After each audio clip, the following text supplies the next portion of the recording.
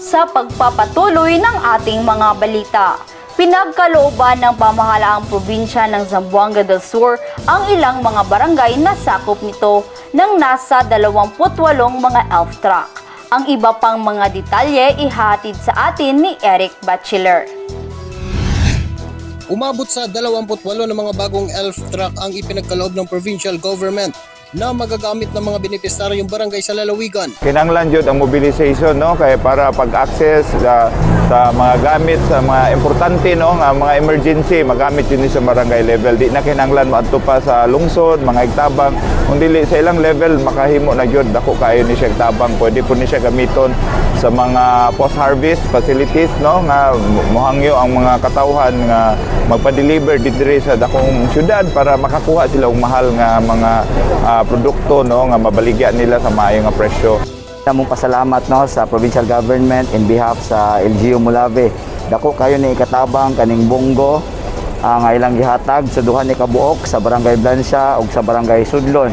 Kani nga mga barangay, dako kani nga barangay dito sa amuang lungsod.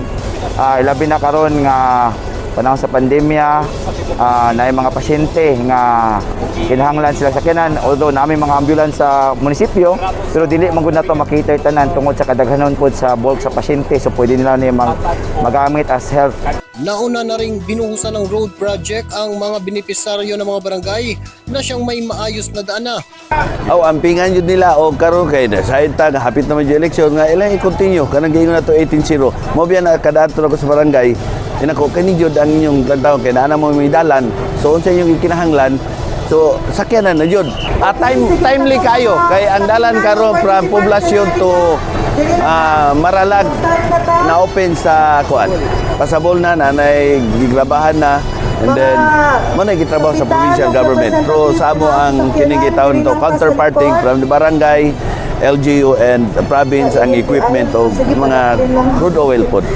Kading sakyanan, i-donate magini, ihatag magini sa barangay, uban sa paglaom mo pagsaad nga ampingan gini nga mao nga butang, no, kay kini nga kantidad dako-dako ni unya paningkamutan gini sa barangay nga ilaha kay mga paymuslan o ang mga tao makatabang gini sa dagdako sa katawhan sa tang sila ka barangay. Dati nang nagkaloob ng mga army jeep ang pamalang panlalawigan sa ilang munisipyo, ngunit met antala ngayon sa di umano'y mga restriction sa delivery.